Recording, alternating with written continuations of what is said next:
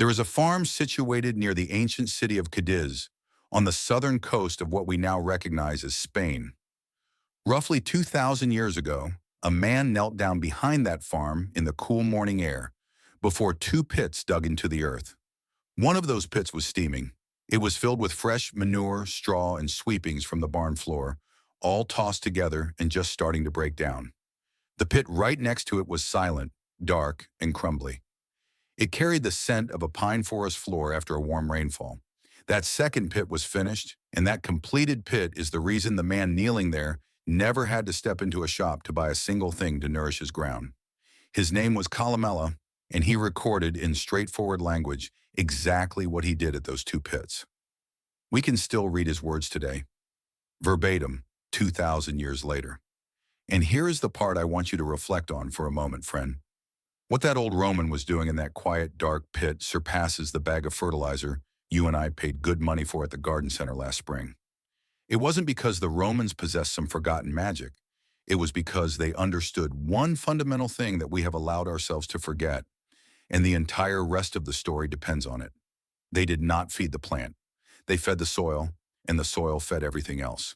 So here is what we are going to do together over the next little while. I am going to walk you through exactly what those ancient farmers put back into their ground, the four simple things. And I am going to show you the modern science that finally caught up and explained why it works. Then I am going to show you how to start doing it this very week in your own yard with items you almost certainly already possess. And along the way, I'm going to be honest with you about one thing the person whose video sent me down this path got a bit carried away with. Because being straight with you is the only way I know how to garden or to speak. Now, the first thing you should know is that this was not just one clever Roman with a good idea. This was documented, verified, and written down again, over and over, for 250 years. The oldest among them was a stern old soldier named Cato, and his small farm book is the oldest piece of Latin prose that still survives, dating from about 160 years before Christ. Cato maintained those same two manure pits, one fresh and one rotted. He saved sheep and goat droppings, wood ashes, the leftovers of the crop, and he plowed beans and lupins directly back into the dirt. And when someone asked him what constituted good farming, he had a brief answer ready. Good plowing, he said. And then what? Plowing. And the third thing? Manuring. Feeding the ground was at the very top of the list for a man who had seen a great deal of ground. After Cato came Varro, and then came Columella, our man from Cadiz, who recorded it all in 12 books around the year 65. He is the one who said the thing I keep returning to. The earth, he wrote, does not grow old, and it does not grow tired, not if you feed it correctly. When your ground stops producing, he said, that is not the land wearing out. That is the gardener failing at the job. And then came Pliny, the great collector of all Roman knowledge, the one who died with his boots on when the mountain we call Vesuvius buried the towns below it in the year 79. 4 men, 2.5 centuries, the same quiet message over and over. Put back what you take out.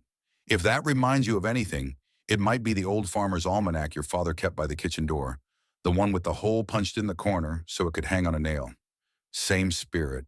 Practical notes tested by people with dirt under their fingernails, handed down because they worked. The Romans were simply the first ones we know of who bothered to write the entire thing down. So, what did they put back? 4 things, that is it. 4, the first was that finished pit, rotted manure, cured, aged, and never fresh. Columella was very firm about this, and here is a detail I love because it demonstrates how carefully these people observed their own ground. He worried about weed seeds. Fresh manure is full of them, and if you spread it green, you are seeding your garden with 1,000 weeds you will be pulling all summer. So he let the pile sit and cook for the better part of a year until the heat of its own decomposition had killed those seeds dead. We have a fancy term for that now. We call it hot composting, and every county extension office in America will tell you the same thing that old Roman knew. Let it finish before you feed it to your beds. The heat is doing the work. And I will tell you, these old Romans were downright connoisseurs about their manure, the way some folks are about their wine. Columella actually ranked it. Bird droppings sat right at the top of his list. The material from the dovecote was prized above everything else, and modern testing supports the old man because it turns out to be far richer than what comes from a cow. Below that, he placed sheep and goat, then the large cattle. Each one was graded and matched to its purpose. Can you imagine the person from the extension office today asking what grade of manure you are running? But that is the level of care we are talking about. These were not careless people. They watched their ground the way you would watch an old friend's health. The second thing was the pile itself. And here the Romans were generous. Everything went back. The kitchen scraps, the fallen leaves, the spent straw, the trimmings, the ashes from the hearth. All of it was layered up in one organized heap and left to become that dark, sweet-smelling material. And you know this idea never really died. It went quiet for a while, but it came back. In the 1920s and 30s, an Englishman named Sir Albert Howard, working in India, watched local farmers build compost in careful layers, and he wrote it all up and gave the modern world its composting method. And it was his work that sparked a fire under a fellow named J.I. Rodell, who started a magazine right here in America in the year 1942 and put that word organic onto kitchen tables all across this country. A lot of you remember that. The back to the land years, the 60s and 70s, the neighbor who suddenly had a compost heap and a stack of dog-eared magazines. That was Rome coming back around again, wearing new clothes. The third thing is the one that took science the longest to understand, and it is my favorite. The Romans planted certain crops not to eat, but to feed the dirt. They would sow a field of lupines or vetch or clover, let it grow up green and lush, and then, right before it flowered, they would cut it down and turn it into the soil. They noticed, without knowing why, that the ground was always richer after those plants than before them. Now think about how strange that is. You grow a crop, you give nothing to the land, and the land ends up better off. It took until the year 1888 for two German scientists, Hellriegel and Wolfarth, to finally crack it. They found that these plants, the entire pea and bean family, carry little knots on their roots, and inside those knots live tiny bacteria that pull nitrogen straight out of the open air and lock it into the ground in a form the next crop can eat. Do you understand what that means? The Romans were running a free nitrogen factory, and the raw material was thin air. Nobody sends you a bill for air, and this is not a small effect, friend. Our own agricultural folks, the good people at the Sustainable Agriculture Research Program, will tell you that a solid stand of crimson clover, or hairy vetch, or field peas, grown over the winter and turned under in spring, can hand your next planting somewhere between 50 and over 100 little bees of nitrogen for every acre. That is a real number, and it is free, and you grew it yourself. Now let me tell you about an American who understood this in his bones, because a lot of you learned his name in a schoolroom a long time ago. George Washington Carver, down at the Tuskegee Institute in Alabama, around the turn of the last century, Carver was looking at land that had been beaten half to death by growing cotton, and nothing but cotton, year after year, until the soil had nothing left to give. And what did he tell those struggling farmers to do? Rotate. Put peanuts in. Put cowpeas and sweet potatoes in. Let the bean family put the nitrogen back that the cotton had stripped out. And here is the part that fits our story like a glove. Carver pushed the free fixes. Compost, swamp muck, the stuff a poor farmer could get for nothing. He wanted folks growing more while spending less. And it worked so well the man is credited with helping save the farm economy of the entire American South. Same Roman idea, different century, different soil, same truth. And here is a picture I cannot shake. Carver built himself a wagon, the Jessup wagon they called it, a whole classroom on wheels, and he would drive it out into the countryside to carry these lessons straight to farmers who could never have come to him. A traveling schoolhouse for the soil. That is the spirit of the whole thing, isn't it? Knowledge that was meant to be given away, carried right up to your door for nothing. The fourth thing the Romans put back was wood ashes, and I have to slow down here and be careful with you, because this one comes with a warning that the other fellow left out. Wood ashes are genuinely rich in potassium and calcium, two things your plants truly want, and there is a wonderful piece of American history buried in it. The very word potash comes from potash, the plain fact of soaking wood ashes in a pot of water to draw the good stuff out. That is where the word potassium comes from too.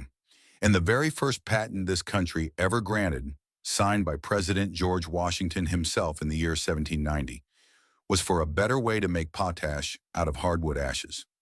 Think of that. The ash in your grandmother's fireplace was worth real money. It was the first industrial chemical of the new United States, and it was at bottom plant food. But here is where I need you to listen closely. Wood ash raises the pH of your soil. It sweetens it, the old-timers used to say. And a little sweetening on sour ground is a fine thing.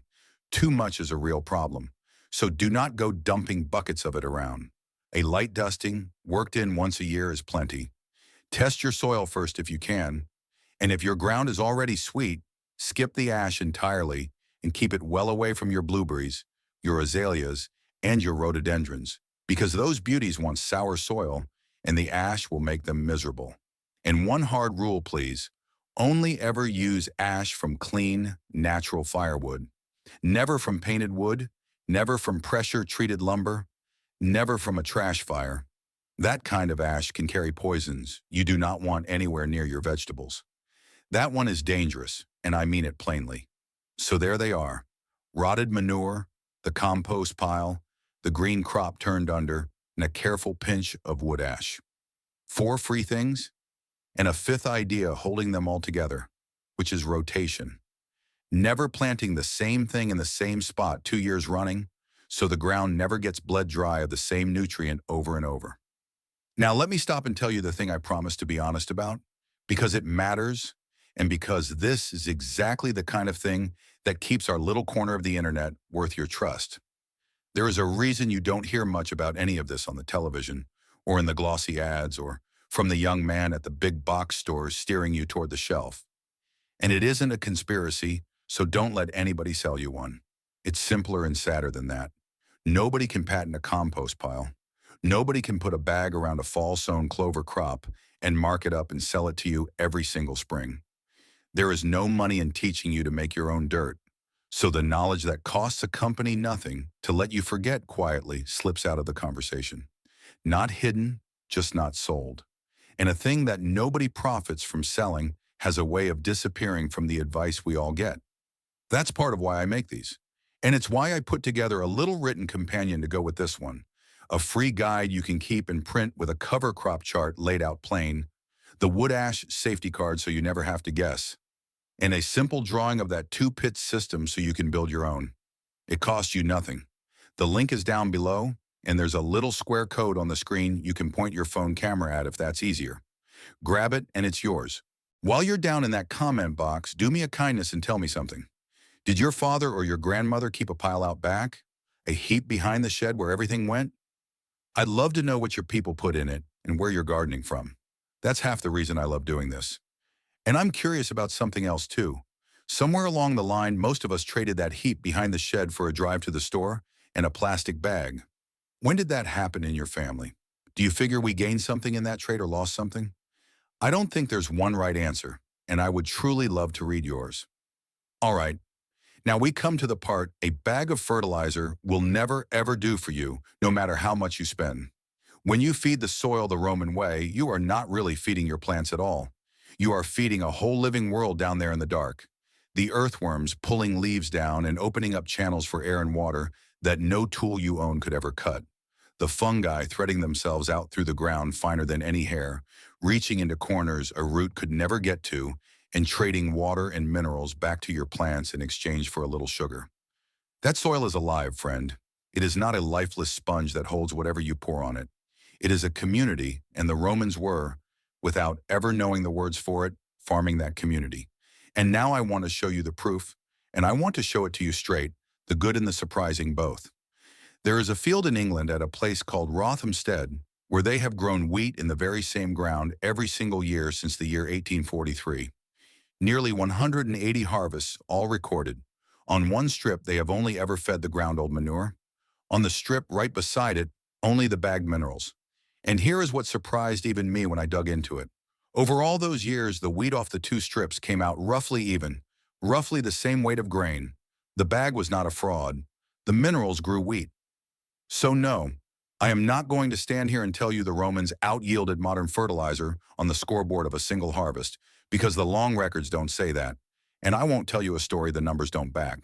But here is what those 180 years do say, clear as a bell. The strip fed with manure grew a different soil underneath it. Darker, deeper, spongier, full of held water and held carbon and living things. The mineral strip grew the wheat and left the ground about where it found it. The manure strip grew the wheat and built a richer earth every year it did it. And we have our own version of that story right here at home. At the University of Illinois, there's a patch of ground called the Morrow Plots, going since the year 1876, the oldest experiment field on this whole continent, and it turns 150 years old right about now. Same lesson in American dirt. The manure built up the life in the soil. The rotation cut down how much fertilizer the ground even needed. And yes, honestly, the minerals worked too. So this is the real prize, and it's better than any miracle in a bag claim, because it's true. The Romans didn't win the sprint, they won the marathon. They built a ground that got richer every year they worked it instead of a little poor. A ground you could hand to your grandson in better shape than you found it. That is the whole difference between feeding a plant and feeding the soil, and it only shows up if you take the long view, which at our age, friend, is about the only view worth taking. And this knowing it never really left us. It just kept getting handed down the line. In medieval Seville, there was a brilliant farmer and writer named Ibn al-Awam who carried the whole thing forward and improved on it, laying out the composting in more detail than anyone in Europe had managed. There's a thread of the Arab world running right through our garden science, so deep that the letter K we use for potassium traces back to an old Arabic word for the ash of a plant. And there was a gentle Italian, Nicola Onorati, who admired that old Roman columella so dearly that he took the name columella for himself and wrote under it, keeping the flame lit 200 years ago. But I don't have to send you across an ocean or back through the centuries for this.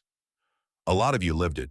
Some of you remember the victory gardens when this country grew a great share of its own vegetables in backyards and vacant lots, and saving your scraps for the compost heap wasn't a hobby, it was your patriotic duty.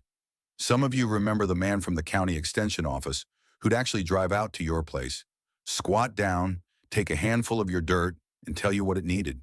Some of you were 4-H kids yourselves.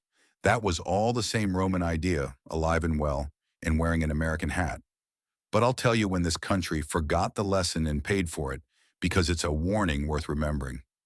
In the 1930s, out on the Great Plains, we plowed up the old prairie, tore open the sod that had held that ground together for 10,000 years, and we did not feed it or cover it or rest it. We just took, and the soil, the living soil, dried up and died and lifted right off the ground and blew away in black clouds you could see from an airplane, the Dust Bowl. There was a soil scientist named Hugh Hammond Bennett who timed his testimony to Congress for the very day a dust storm was blowing all the way to Washington, so the lawmakers could look out the window and see Kansas falling on the Capitol. And it worked. Out of that came the Soil Conservation Act in the year 1935, and the agency we now call the Natural Resources Conservation Service. The whole country had to learn the hardest way there is, the one thing Columella wrote down at his 2 pits. Starve the soil and it dies. Feed it and it comes back. And feeding it does not have to mean breaking your back, which brings me to a woman a lot of you will love. Ruth Stout, the mulch queen they called her, gardening well into her 90s. Her whole method was don't dig. Just keep the ground covered thick with hay and leaves and let the worms do the plowing for you. For hands and knees and backs that have done their share of hard work already, that is not just easier, that is wisdom. So let me leave you with the how, the simple version, the version you can start this weekend without buying a thing. 4 little moves and they line right up with what the Romans did. First, start a pile. It doesn't need to be pretty. A corner of the yard, a ring of old wire, whatever. Kitchen scraps, no meat and no grease, plus your leaves and your trimmings. Turn it now and then. In a few months, you'll have that dark, sweet crumble, and you didn't pay a dime for it. Second, keep your soil covered. This is Ruth Stout's gift, and it's the easiest one. Rake your fall leaves right onto your beds, a good thick blanket of them, and let them lie. No digging. The worms come up to eat, and they do the work while you rest. When you cut something back, Let the trimmings fall right where they are. Chop and drop. Third, this fall, before the ground gets hard, scatter a handful of clover or field peas or winter rye across any bed that's resting. Let it green up and hold the soil through the cold, and turn it under come spring. That's your free nitrogen factory, the Roman lupine wearing a modern name. And fourth, once a year, if you've got clean wood ash and your soil isn't already sweet, a light dusting worked in, kept away from the blueberries. Light once, that's all. And if you garden small these days, a couple of raised beds, some pots out on the patio, a little strip along the fence, don't you think for 1 second that this isn't for you? It all scales right down. A coffee can of finished compost worked into a pot, a pinch of clover seed in a raised bed over the winter, a handful of chopped leaves as a blanket over the top. The soil in a container is every bit as alive and every bit as grateful as an open acre. Rome fed an empire, and it will feed the tomatoes on your back step exactly the same way. And please do these the smart way. Work in the cool of the morning, not the heat of the afternoon, especially in high summer. Keep your water close. Sit on a stool to spread that mulch if your knees would rather. There is no prize for suffering in the garden. The Romans took the long, slow, easy road, and it's the road that lasts. You know, I think about that man kneeling by his two pits sometimes. 2,000 years gone, and dust himself now. Long since returned to the very soil he loved. He never met us. He'll never know that a couple of old gardeners, half a world away, are still doing the thing he wrote down. But that's the quiet grace of feeding the soil instead of buying from it. You're not really tending a garden, you're tending a conversation, one that's older than Rome. And you get to pass it along a little richer than you found it. The ground you feed this year will feed hands that haven't been born yet. That's not a small thing to leave behind. That might be about the finest thing there is. If this story changed the way you look at the soil beneath your feet, please subscribe and like the video. We are uncovering the ancient wisdom that modern industry tried to bury. Let's grow a better future together. The next secret of the earth will be revealed soon. Now go feed your soil, friend. It's been waiting a long time for someone to remember how.